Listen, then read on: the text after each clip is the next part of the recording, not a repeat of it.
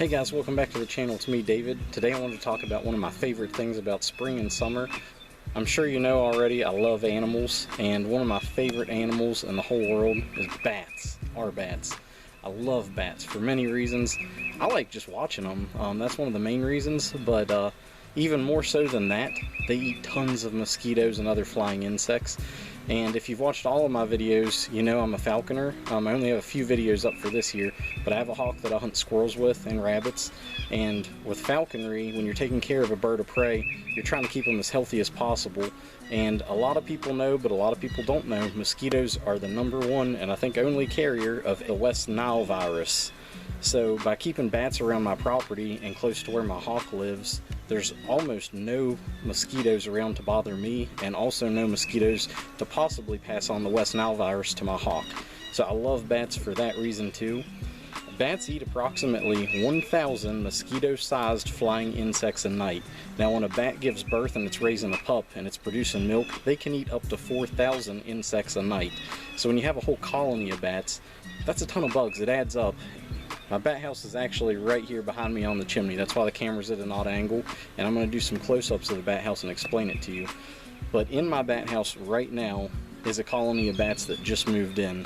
It's currently April 16th, and I think I saw my first bat in the bat house at the very end of March. I believe it was March 28th or 29th.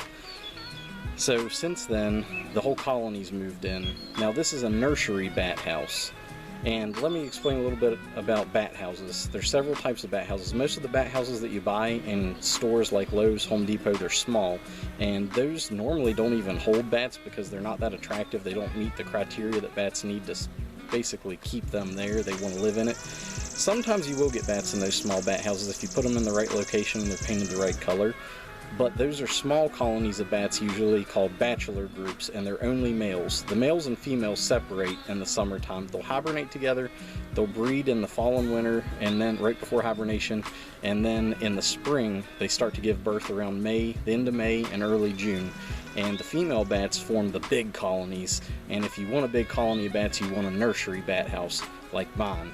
You can buy nursery bat houses, but a lot of places don't sell the right bat houses.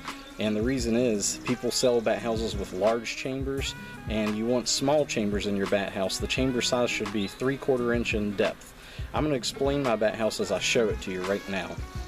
So here you see my bat house, and from top to bottom, the living area for the bats is 3 feet tall, and it's 16 inches wide. It's the same width as my chimney, which is where I mounted it. I'll explain why it's mounted on my chimney in a few minutes. So it's fairly large and it's fairly deep. This is a 4-chamber bat house, and I'll show you the chambers in just a second. The more chambers you have, the better, and the larger the bat house, the better. The reason for that is you want to create a temperature gradient. A temperature gradient is, if you keep reptiles, you know what I'm talking about already. I don't even have to explain. You want a warm side or a warm place, and you want a cool side or a cool place. So bats actually like it very hot. They like temperatures in the mid to upper 90s to right about 100 degrees. That's why a lot of times they stay in people's attics, and people have problems with them in attics. They like hot places because they don't have to regulate their body temperature as much and burn calories to stay warm. If they're already somewhere hot, they burn fewer calories. You get it. So the top of the bat house is not ventilated. Now I'm going to try and point here. The top of the bat house up there, when it's hot, it's completely sealed off. There's no ventilation, and it'll get 90 to 100 degrees in there. Now the further down you go, there's ventilation at the bottom. You can see a slit that goes across, and there's also holes in the back of the bat house right here on both sides. So the bottom is ventilated to keep it cool. So when bats go to the top and they're there too long, if it's a really hot summer day, they'll crawl all the way to the bottom and hang out, but they're not exposed because, as you can see, there is still a board there, and it's fully enclosed. It's just ventilated, so they get to choose where they go. So now let's look at the bat house, and I'll explain more about it and what makes this bat house in particular attractive to bats. This bat house is mounted on the side of my house. If you're really trying to attract bats, do not put a bat house on a tree. It'll never get bats. I'll show you. I've done it. A lot of people have, and they never get bats. If you want bats, the best place to put a bat house is on a structure like a house or a barn, 12 to 15 feet up. The higher the better.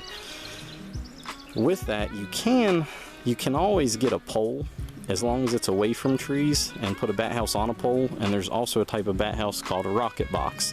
A rocket box, you'll just have to Google it, but basically it's a tall pole and the bat house is mounted on the very top, and the pole actually goes inside the bat house and has roosting grooves, and the bats can move the whole way around the pole just like in a hollow tree.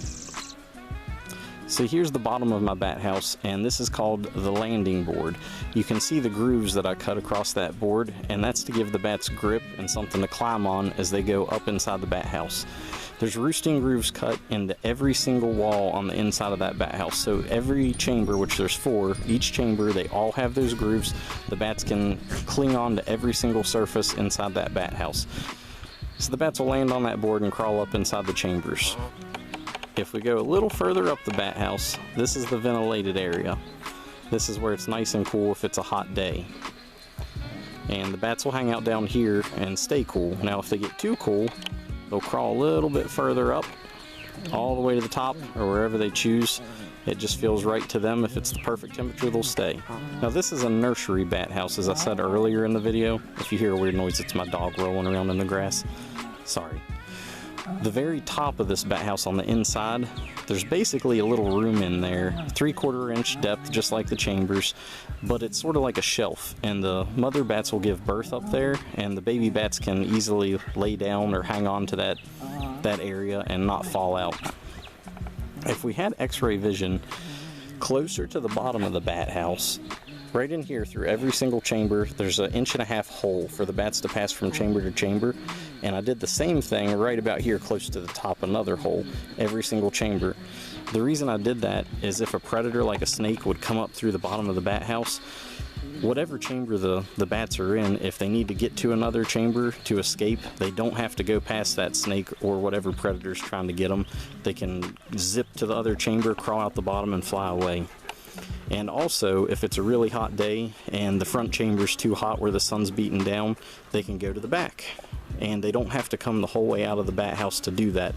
Some bat houses don't have a way for them to pass chamber to chamber inside, and I think that makes the bats more vulnerable to predators if they have to actually exit the bat house to change chambers. And the bats don't like direct daylight hitting them, so that just makes it a little easier for them and more comfortable to be inside.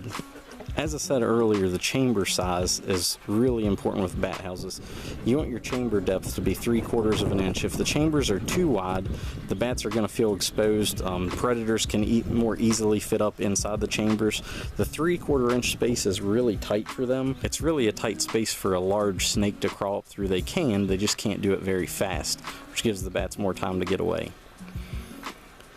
Another important aspect of the bat house is the color. I live in a cooler climate, so mine's painted black. You want the bat house to be able to hold the right temperature on the inside, and as we said before, they need a really hot area to sleep.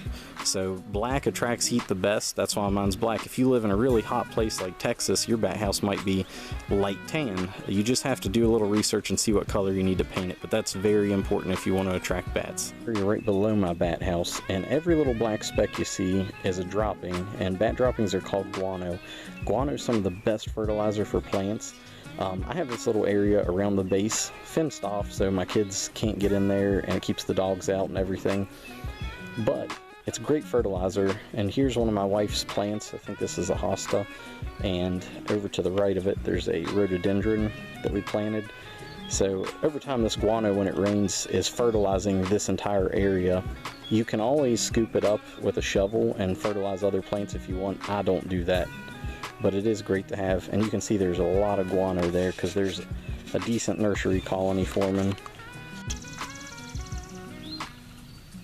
Another great reason you should be helping bats out is their population is down by millions. In the year 2006, bats started to get white nose syndrome, which came from Europe, and it started in New York State. I don't know how it got there, but what it does, it's a fungus, and it's passed from bat to bat during hibernation when they're in their colonies. This fungus is a cave type fungus. It thrives in cold, damp areas where bats hibernate. So as bats get the fungus on them and they develop white nose syndrome, it starts to deteriorate their skin, especially on their wings, and it wakes them up. And when they wake up from hibernation, they burn a ton of calories, and they'll quickly burn up their fat reserves and they starve to death. So that's why I want to help the population out the best I can, provide them with areas that they can have young and hopefully repopulate certain areas. It's really good for them, so you should also try to help them out if you can.